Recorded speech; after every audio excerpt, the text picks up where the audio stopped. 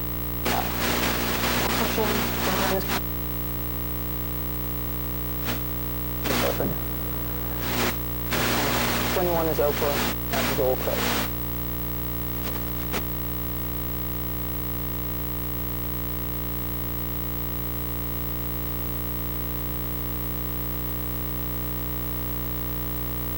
You could be doing that. Typical. So this on their own. What would have happened? I take 22. Where's his age? How would my results then have looked? Either it's working or it's not working. Well, let's see. Results.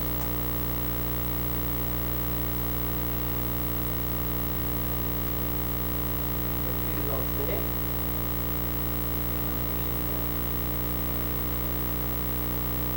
And then I only got 2 results. Why? Because I wasn't testing for 421. And this machine I found using 421. How do I stop that from happening? Basically, I don't. I can't. I have to guess 5 ports. If I guess many more than 5, these scans become horribly slow. If I guess much fewer than 5, the error rate becomes too high. So 5 is the sort of medium. and obviously the better your bandwidth is and the closer you are to the target, the more ports you can afford to scan. The worse your bandwidth is, the further you are from the target, the fewer ports you have to scan. But in essence, you will miss them. Sort of an 80-20. Getting the best results we can for the least amount of effort. But the chances do exist that there's a machine out there that and it would apply is if in a given space I really shouldn't be machine told me, that's what the sysadmin told me, or I had other information that led me to believe that, then I'll expand these scans. Totally looking at I'm going to have to make a call and say, well, 5 ports, let's go.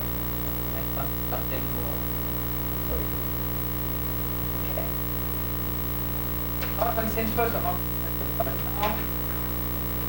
I'm going to cover the now, so let's cycle this machine.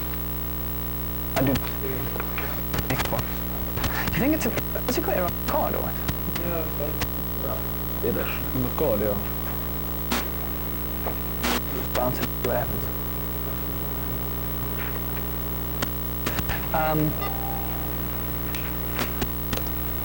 Okay, so that brings us to the next phase. So quick reminder what we've done. Remember we started off setting up a platform. We said that was easy. For now it's going to get more interesting later. We spent a lot of time on reconnaissance, basically starting with the concept first and reducing that down to that list of responsive IPs that we could actually go about. We covered that in about 3 hours. Like I said, normally in real life, we probably spend about 60% of our time on examining this. And the reason we do that is because of that golden rule that I told you. It's not about the what, it's about the where. The better I have of my target, the better the chance I'm going to find that spot where the guy is weak. So it really is, it's time well spent. So having done that, at the end of the vitality phrase, I have a list of IPs which I think represent a reasonable target, and what I want to go about fingerprinting those IP addresses. Fingerprinting means I want to know which ports are open. That's visibility. I want to know what services are running on those ports. That's service identification. I want to know what operating systems there are. Why do I want to know these things?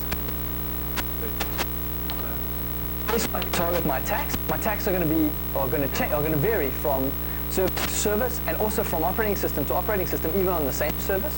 That's the one reason. And the other sort of maybe more esoteric reason is so that I can understand my target.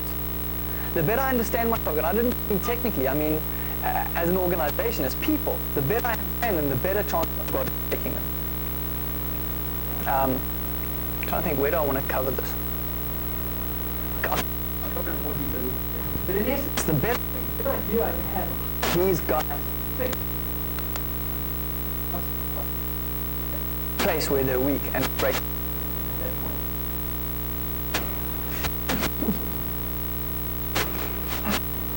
So we broke it down into 3 things: visibility, service identification, OS identification, of which the first 2 are by far the most important.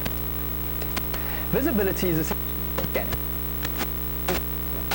Lots of different port scanners. It doesn't really matter which port scanner you use. What does matter, which is what we saw in the previous, how well you understand your port scanner. How well you understand the concept of port scanning, and how well you understand the mechanisms that your particular tool uses, and how well you're able to interpret the results. That's what's going to make the difference. That's what's going to determine the value of information. So, a port scanner, remind ourselves how they work. To understand a port scanner, you have to understand how a TCP connection works. We all know how that is, right? Client sends a SYN packet, server sends a SYN ACK, client sends an ACK, and the 3-way handshake is established, and we have a connection. And now we've got my pocket.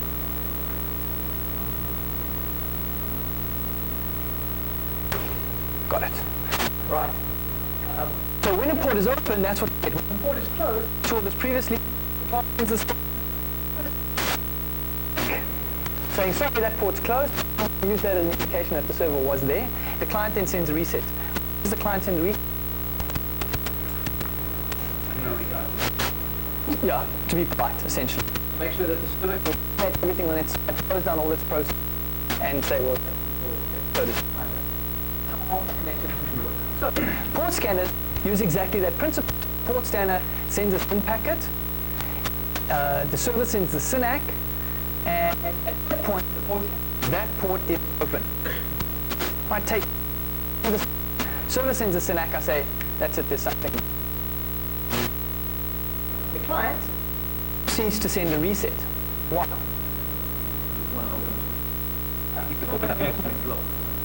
Well, it doesn't completely the connection. We already have all the information that we need, number one. Number two, in some older systems, the logging for that connection would only take place after the client sent the final ACK. In other words, after the completion of the 3-way handshake. So this was originally, this -S stands for stealth scanning. We used to call it stealth scanning because the hosts and the IDS and the routers didn't use to log the packets if the final ACK was never sent. And so these kinds of scans wouldn't be detected. These days they log them anyway, so it doesn't really buy us a lot. But at the point we've got all the information we need, we send the reset again to be polite.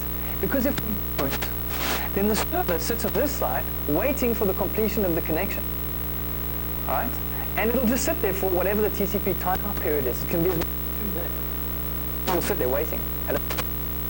You know? I got to look at me first. Oh, I go, okay. And then you just distracted when I start saying in computer. Oh, feeding this fish or something. It's a half open connection. And if you don't send the reset, that's exactly yeah. I want to hang up. Right? And it means it's hanging. So that kind of thing. If I carried on doing this, there's a name for it. If I carry on setting half open, half open, half open, half open, SYN flood, right? Because eventually resources to deal with it. So we if the port is closed, we send the SYN sends the reset ACK, and we know that the port is closed. So is able to very clearly differentiate state. Okay, so we need to. Then there's another scenario. And that scenario is the client and something else sends us a reset ACK. Something else sends us an unreachable. In which case we can say it's something standing between what I'm scanning. In which case I can report that port as filtered. But unfortunately it's not quite as simple as that. Because whether a port is closed or filtered, I can determine how the other port behave. Bear with me here. I say 1,600. Common and 1,799 set ACKs come back. God is called the host. Host responded. I didn't get a response. do I interpret that port? But I can interpret it as filtered. Why? Because I see the response I'm getting from all the other ports. We call it the base state. But the base state is this host response. All ports with closed. Base state is closed. One port I don't get a response, I interpret that port the other way around. If I send 1,800 packets and I don't get any response for any of them, all right? Response. Then I would say my base state is filtered, but that port. Okay? And what does that mean? I scan 1,000. I don't get any responses. No responses. On port, I get a read. Scan. Is it full?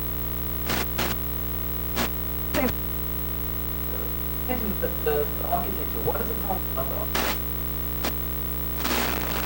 Okay, this is the firewall. Because the firewall is copying the packet. One of them is no, not. Letting that packet through. There's a full packet through, but there's nothing on the other side to respond. There's no service running there. So what does that mean? It means service. It means maybe it's there now it's gone and the file hasn't been updated. Generic rule. So you just put 80 through on all the machines. This is whether there's actually a website. Alright? We can understand the difference between the different steps. That's it's a closed port. Is it interesting? Can't get the packet through the door. Why? Sorry? I can help the network for sure. You can push other traffic through there. It doesn't matter what the It might. Maybe those. Remember we spoke about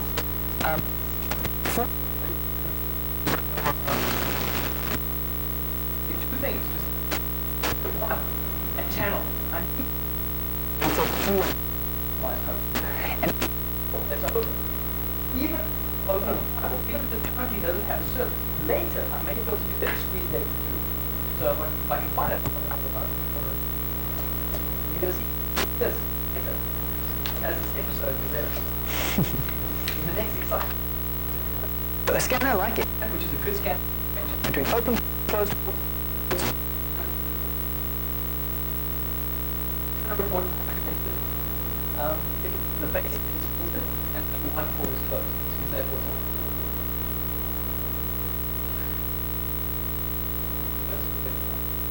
on. Okay, that's port scan. Now the next thing. It's a good question. My system's going down for a reason.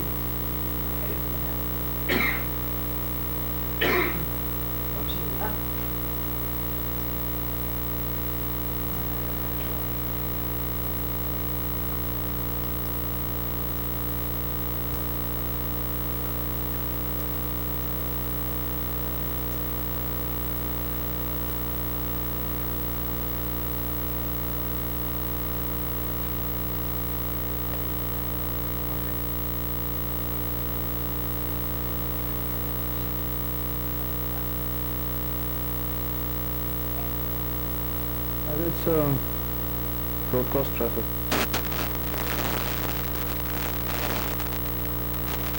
Okay, let's do this. Don't do this. Let me just do this.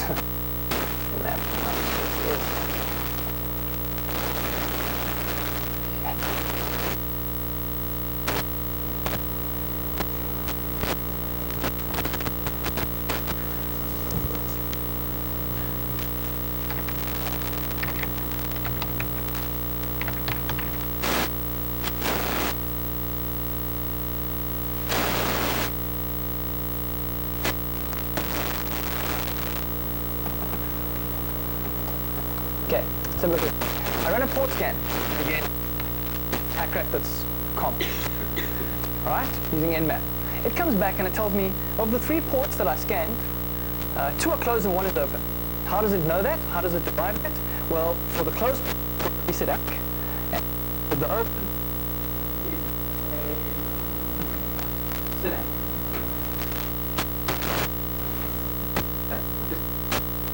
open up. It's connected. Say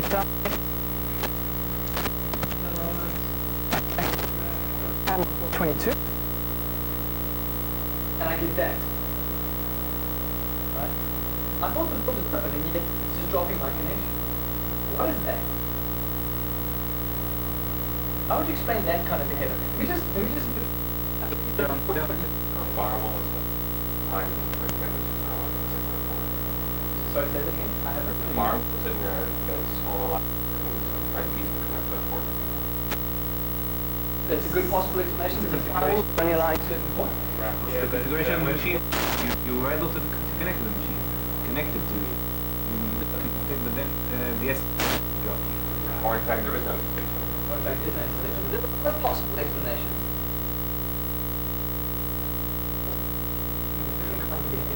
When I tell it to port 23, I get this connection with you. That's the reset app coming back. That's time I telling me it's got a reset. This here is getting a connection and then being dropped. And that's very, very typical of a few possible scenarios. Possible scenario one is host-based wrappers, what we call wrappers. So anyone working with Unix, your host don't allow, your host don't deny. There's a thing running there, there's a port running there, it's the INP. INP is like a front end for a whole lot of internet services, right?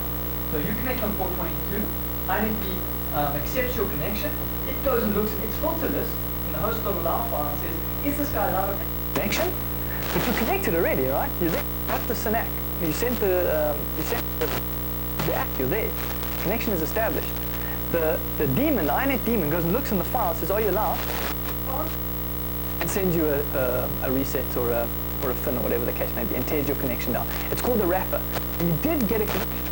It's not lying. You did get a connection, but you're never going to be able to talk to that service. All right?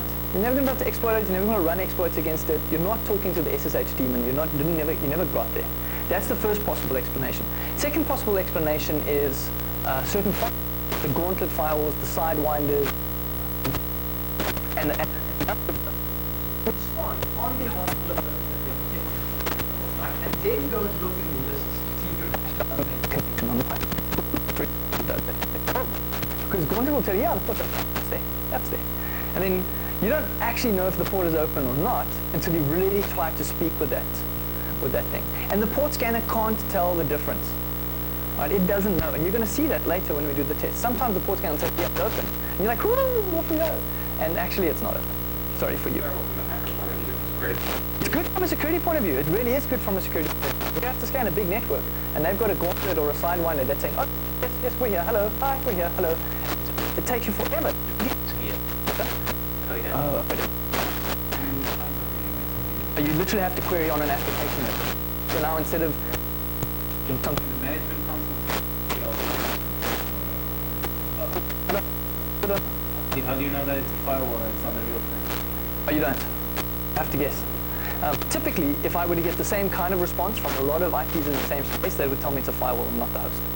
That would be a good example. So when I start seeing generic responses from IPs, then that tells me it's firewall. Like in the previous example with 10.20.10, because I'm the same response, actually there's something else. If I were to, let's just look, here's, if I were to go to .40, this is probably going to backfire on me. Yeah, okay. So the response from a machine. 40 is not our machine, we don't hack it. So that tells me it's not a firewall. It tells me the person behaving individual. There's a third possible explanation of behavior, and that's IDS. Many of the IDS is the responsive IDS will watch a packet coming in. They just keep the packet. They watch it coming in. They go, oh, hang on, this appears to be attacked for whatever reason, because there were too many packets coming in, or they came in too fast, or whatever the case may be. And it says, I'm sorry. And send it back. You can send it back to you from a completely different location. That's what we'll call. We said act with the right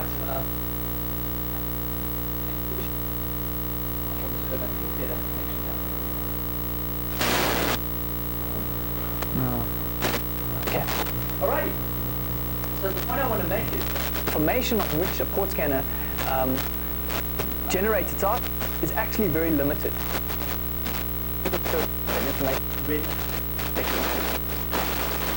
That's not on.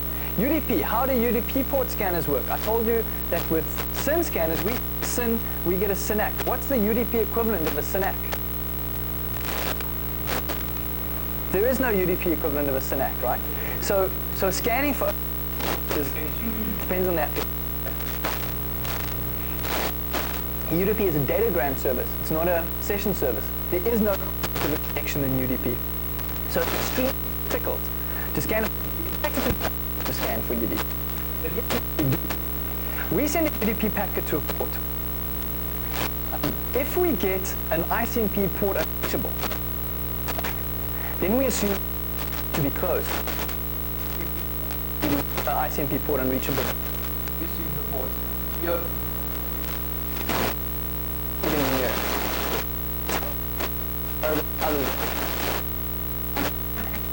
Positive response. A negative response. What's the disadvantage?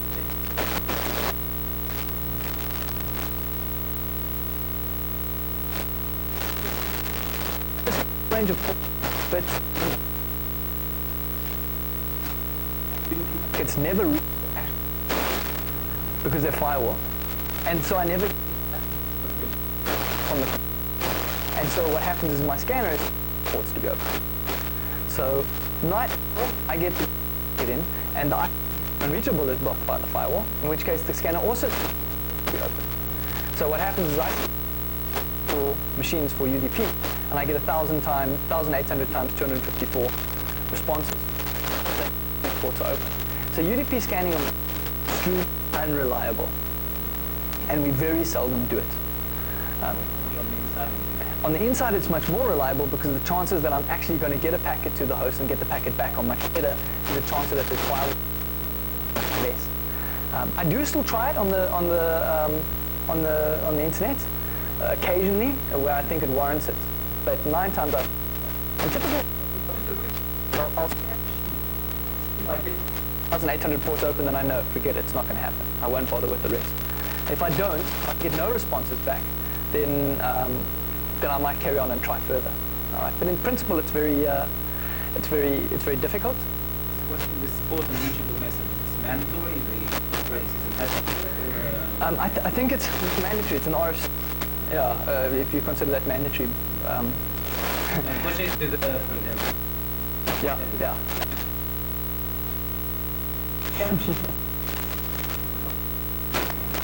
Scan SUs with your classmates. Don't scan me, I'll fall over. So what we can do is we activate the services at an application. So try and talk with the DNS server, send it to a IP server. Try and talk with these kinds of things at application level. That's about the best chance you've got of identifying a UDP service. It's worth its effort. Which we're not going to find with our TCP port. Okay, so for example, what is it? SQL uses one.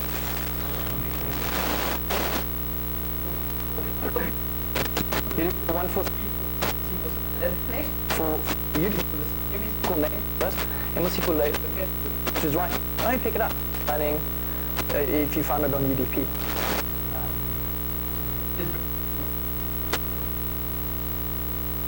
Identification. Try and identify what kinds of sort of the customers attack, and because we want to understand what the guys are actually up to. How do they think? What's their technology philosophy? And for this, we're probably going to use a scanner. We're going to try and test from different services. We're going to apply a little bit of our own, service also. So, for example, you get out to the server. When we telnet send us the demonstrator. So usually tell us the operating system and the telnet daemon version. Same with SSH. Connect to SSH 22. Tell us the daemon. FTP the same. SMTP the same. HTTP is trickier. HTTP sort of waits for you to talk to it.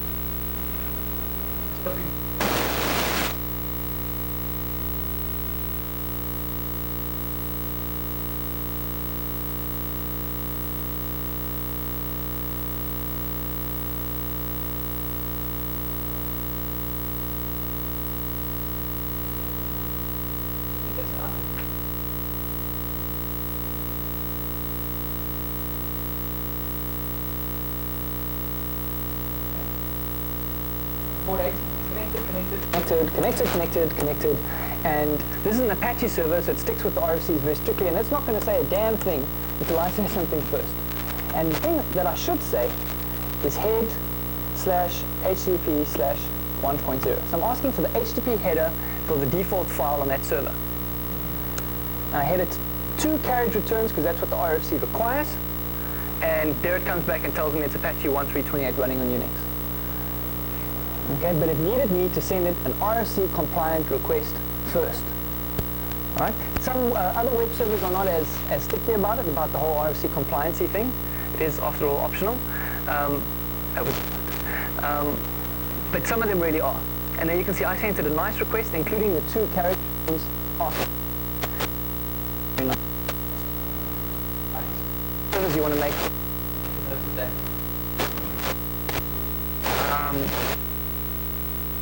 Trick here. It has no such thing as a banner. You can't connect with DNS. It's possible that there's no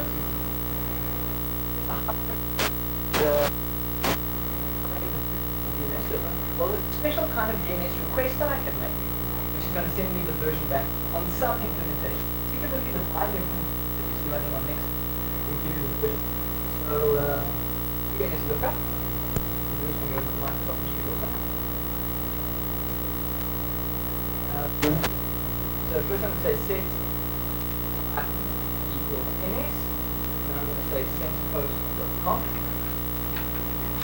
And here I've got the IP address of the sensepost.com name server. Right. Then I'm going to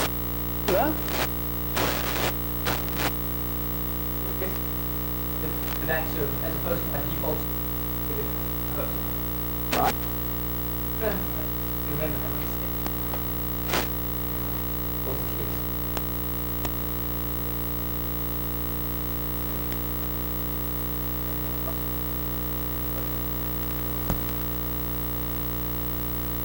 And it comes back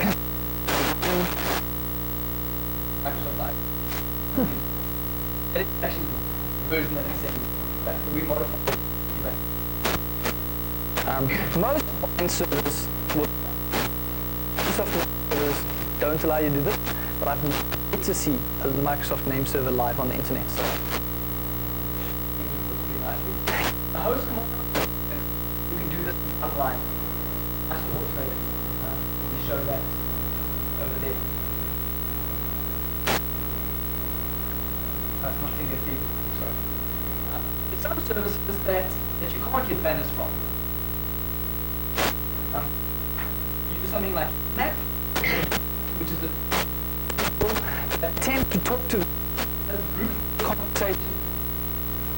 So I didn't know what language Hamlet spoke. I didn't know if it's English. So I'd go, if I say, data, and then Hamlet would go, oh yes, I'm trying to run English speaking, right? Or if I thought, hey, Herman, hoe gaan het? No. And if I said, hey, then he just looked at me like, oh no, he's not working on it. And this is exactly the same. It's got a database of like, this is stand. It pops up and the appropriate response. And if you get the appropriate response, like a Microsoft RPC server. AMAP has now been in SV is incorporate this AMAP intelligence into Nmap, and it'll tell you it Microsoft SQL Server. You need to be when you run Nmap and you call -SV, it's always what service is running on that port, but it does it from a config file. So it says 22 is SSH, 23 is telnet. 80. Not actually the service what's running there. It's just saying 80 is usually HTTP. When you run V, it will tell you it's actually there. Some tricky. Sometimes we can't determine it, in which case use the client. We spoke about the UDP stuff. Checkpoint for secure clients. You think you might be running secure client, fire up the client. What other examples? also the client. The client and see whether you can actually with the thing. SSL is bad sometimes, right? Many of my applications aren't SSL. For example, if I want to server, which is running over SSL, I tell me server is running SSL. I doesn't understand SSL, right? You need to set up the SSL connection first. You need to set up the SSL connection first. And to do that, we use what's called an SSL tunnel. And essentially what you're going to do is you're going to have this node here, which accepts TCP connections, and then tunnel within SSL makes an SSL connection to the SSL negotiation, exchange, certificate check, all of that. And this side, we use that technique a lot. And we've got it down now to such a, I wouldn't say art, but it's common now that it really doesn't make anymore whether we're SSL services. We treat it almost exactly the same. To do that is SSL proxy for, you get it for Windows and you get it in the CD at least. It's a tunnel. I think there's something called S. The one to use SSL proxy. They basically encapsulate you TCP into SSL established connection. A couple of comments about SSL. We use the same tunnel thing to analyze SSL traffic. So say I'm connecting to a service and I want to know with some application, I want to know what the application is sending to the service, but I can't see it because it's SSL encrypted. I can do the same thing. I inject a tunnel, right? You can inject a proxy or a tunneler, and I connect with Vertex to the tunneler, and then the tunneler to the SSL. And then between my client and the tunneler or the proxy, I can analyze the traffic in Vertex. That's the first thing. The second thing about SSL is it's nice because I can't see through it. So given a choice, so on port 80 and attacking web on port 443, every time because no one's going to see what I'm in the logs of the network-based IDs you can see. And more vulnerable, or SSL services vulnerable more often. SSL services do something like this. I think there's a sense of false security regarding it. There's another reason. Worms, or what we like to put in our class, worms. What a worm does, right, is it runs around the internet looking for services that are infected. What happens is when there's all the sysadmins get a what we call script, and they jump, they go, oh, patch, and they run around patching all the machines that are being infected. You're yet to see an internet-based worm that's SSL case. Web servers on port 80, it's not hitting web servers on port 4. Administrators run off and patch the port 80 worms, they don't patch the port 40 machines. And so you find even today, machines that are vulnerable to, for example, the Unicode thing, which was patched when? It's pushing 4 years now. 4 years now. 4 years ago. And the guy's got some like Outlook web access service running, some architecture that nobody knows about. Protected using SSL. The thing was never hit by worms, wasn't hit by anything. So it's stable. And a lot. So it's worth then the final thing I just need to point out to you is today application aware, meaning they don't just handle your connection session level, they actually handle your connection on an application level. So for example, you connect to a web mail server that's protected by Checkpoint 501. The banner of that mail server will be Checkpoint SMTP secure server. Right? The banner won't tell you if it's Unix or Linux or Linux or whatever. You'll never know. On behalf of, so we set it up. Right, that brings me to OS identification. I'm going to go through this very quickly.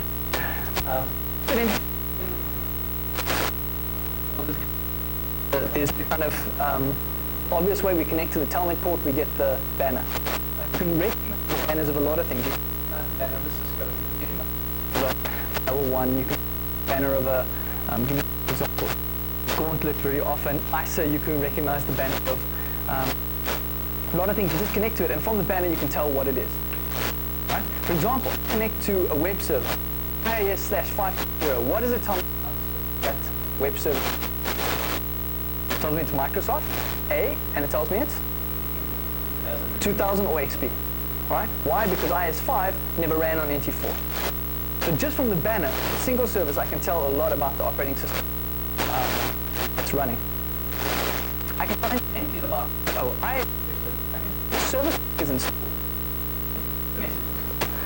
When the file that doesn't exist, it sends me back an HTTP error message and a little piece of text that says, I'm sorry, the file is found. And that little from version to version to version. And how long it is, we can exactly service back 3, 4, and service back, I think. Yeah. And Sensepost has little tools that does that. Find ISO on the HTTP. Right? Often not, this is how we're going to. Sometimes you're going to use something called stack fingerprint for operating systems similar to the way AND does service fingerprint. Essentially what you do, try and derive the operating system of the accent of the system. So each operating system has an IP stack. And those IP stacks are written by different people. Respond with quirks. And if you can find the stack, you can start to identify the operating system based on the quirks. Nmap, the guys at insecure.org, maintain massive databases of different. So, on these implementations, BSDI, MVS, and some, when you send a fin packet, just according to RFCs, these operating systems, however,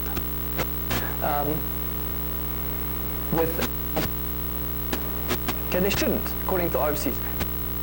Whereas today that part of the RFC was written, the stack works fine, but you can put an OS into that category, into that group of OSs, because it's in that funny way. There are really dozens and dozens and dozens of these requests and responses, which they sort of push the decision tree and are able to say, okay, well, this group, and now it's in this group, and now it's in this group. Guess what? And so by querying the machine, talking with it enough, we're able to narrow it down. What's the problem with doing it this way? What's the problem on the internet?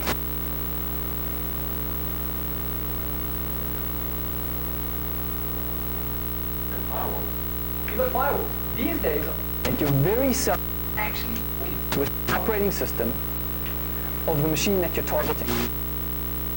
The firewall is off of the operating system. So you end up fingerprinting the firewall and not the operating system, and not the machine that you're targeting. In fact, that's so common that we've basically stopped doing this. I don't buy it anymore. I don't buy what Nmap tells me. That's the There are now so many signatures that Nmap will tell you, oh yes, that machine is absolutely and without a doubt on Service Pack 2. Or a Siemens web-based generator, or a Kawasaki fridge-based website. Now I can't differentiate between them any.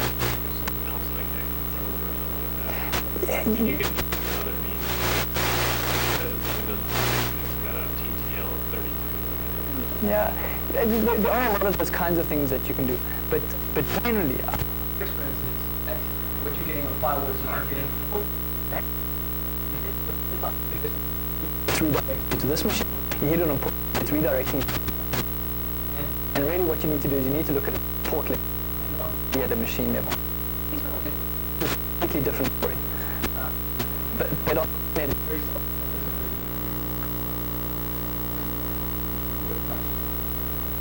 Okay, guys, I know it's been long. It's now 5:15. We've got 2 cracks that we want to, 3 cracks we want to do. It's just exactly, we're right on time. Bear with me. And you're welcome to get up, take a walk around, see if you want. But what I want you to do is to go to track 7, 7B, and 1 go. The guys, We're going to move on to track 8, which is a capture flag. yeah. it'll be your first kind of hacking prac where you actually So just keep it in mind. we'll pay $500 for prac 8. We have to wait for me to prac 8 because we have to change the content.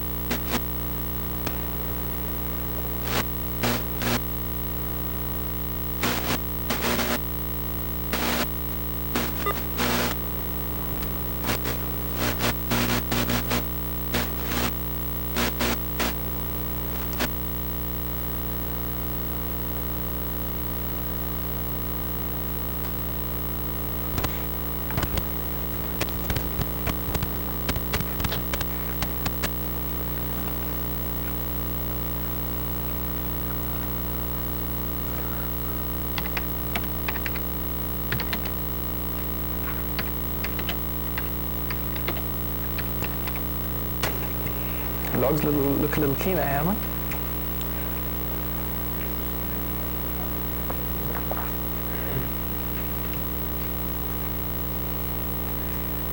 Nope.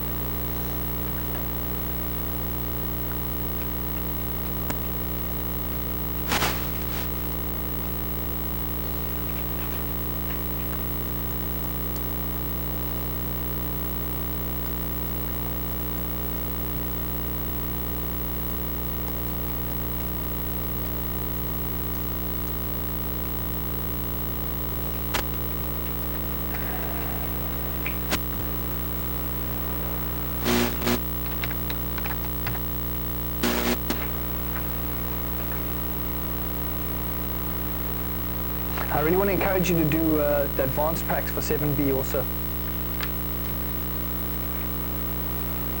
I'm going to give you a half an hour for these two, which should be plenty, and that gives us another 15-20 minutes for the capture the flag, which should be enough.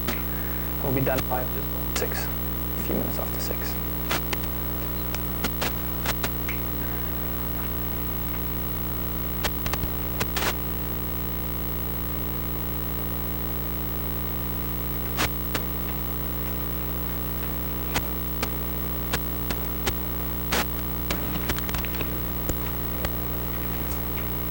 What's the problem?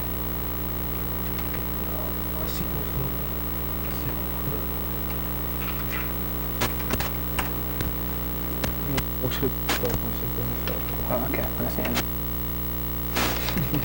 Wat is daar met die afkomstig? Ek was checken of dit nie broadcast because hulle gaan podscans doen na Zero, dan kan hy daar opskyn sy broadcast. Ja, ek verstaan.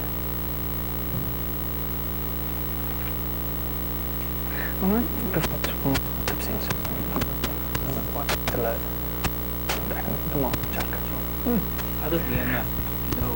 I think it was explained before. How does it know it's filtered? It's because you're comparing the results of the other ports. Yeah, you see here? Yeah, it says this here is the base date. It says the 1550s are closed, meaning it got a reset ACK. Yeah. And this Yeah, one, nothing. it didn't get a reset ACK, and so it's filtered. Yeah. Let me just check the results there. Yeah.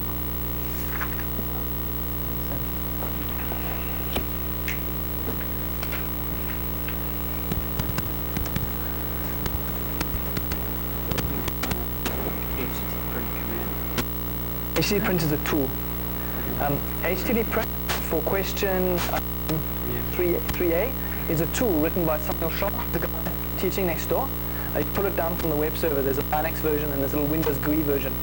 So pull the version from the web to be tools prac 7A.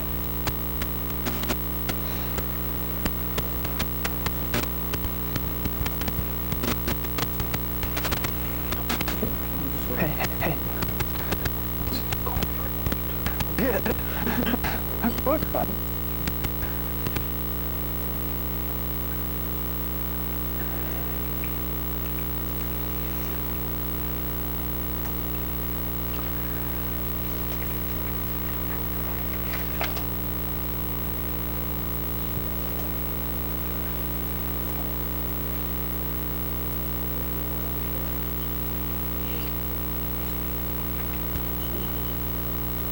If you look on the web server, you'll see there's two versions of HTTP print.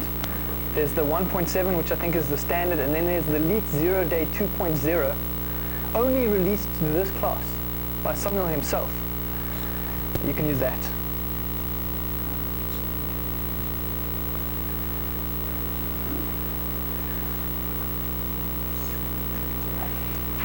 You're not figuring it? Just type the IP address right in here. It says input file. You can give an input file. We can just type the IP right in there. Okay. Yeah. That was my confusion. Have a look at your settings, also your options, because there's some stuff you're going to have to change. Again, with the HTTP print tool, as with all your tools, try and get as good an understanding as you can of what it does. So have a look at its options, try and get a feel for how it works.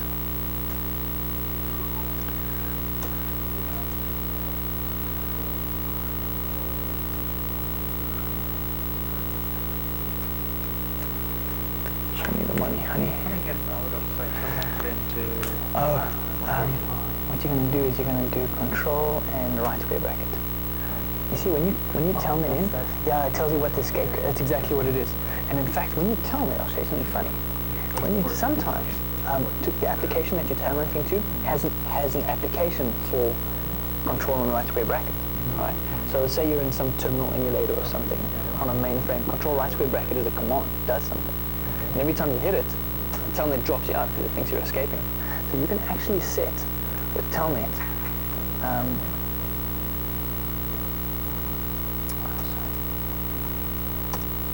you can set with minus, I think it's minus E, that you set the escape character. You can set it to something else if you want. Yeah, and just says to telnet, this is what I'm going to use to get out of here if I'm stuck.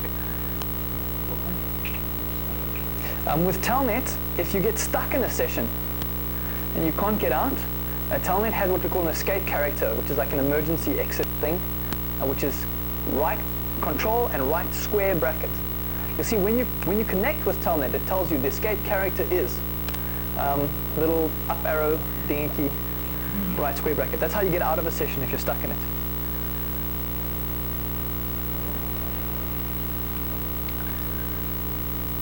Oh, it's pretty. We should open this again. For ambiance.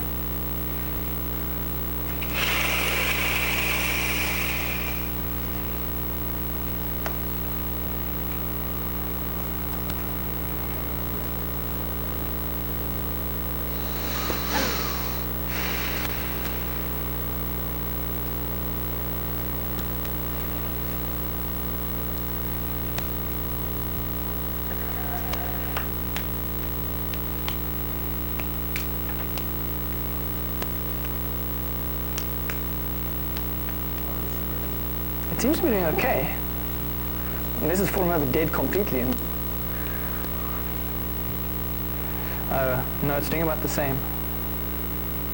How's it behaving? Is it still doing the same thing?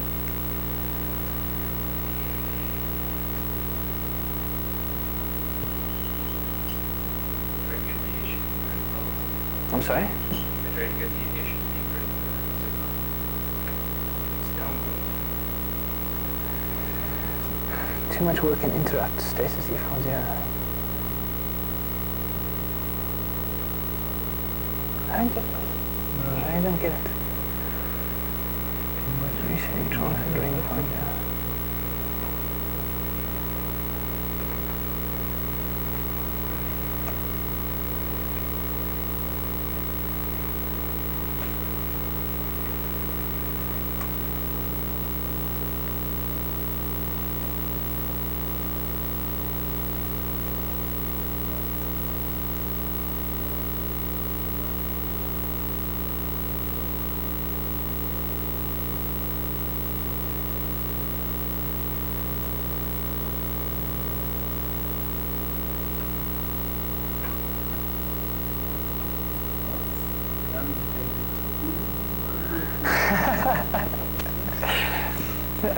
Go away, you crackers. Yeah, go. It's it's go away, yellow pillarkrokkers. Yeah, it's like a direct. It's a phonetic translation of cyber hackers. It doesn't. Yeah, it's just a rubbish word. It's just made up. Go away, you kibberkrakers. Kibberkrakers.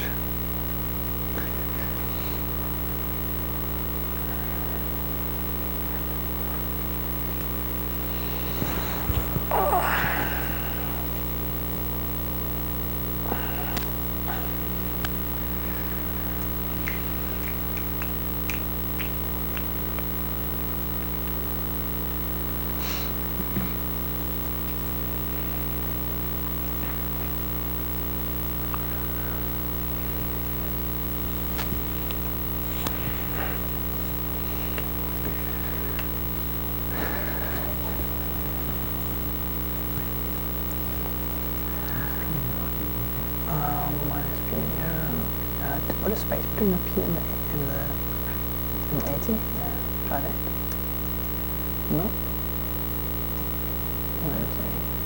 Oh, okay, and then,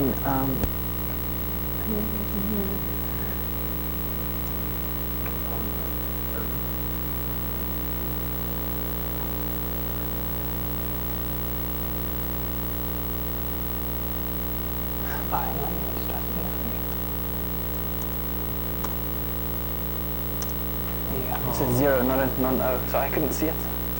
It's a 0, not an O. They look exactly the same. This is tricky. Just like you mentioned about the SSL.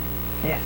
That the IDS can't detect. By IDS. Network-based IDS can't detect.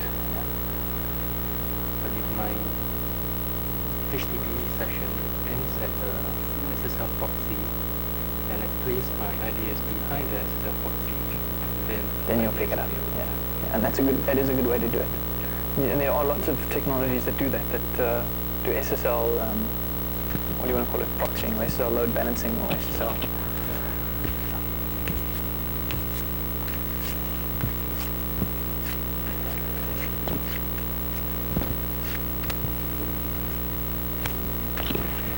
Miss you like crazy.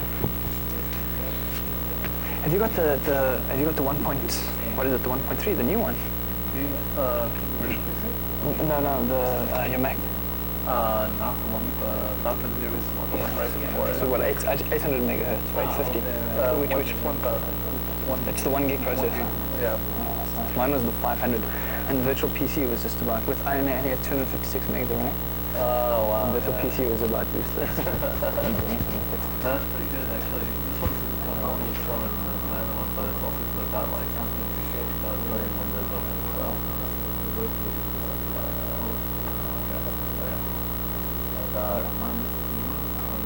The 1.3. Yeah. That's so nice. I so want that. Mine got cooked by lightning, and basically they can't fix it. And for the first time, just before I came, I found a guy in South Africa who can provide me one that actually has them in stock, and it's insane. It's a good 30% more than a equivalently capable Intel machine. Are you just here for a little while? I'm here for the week. I want to have a look here and see what they're going about. But this thing with it breaking like it gave me a bit of a fright.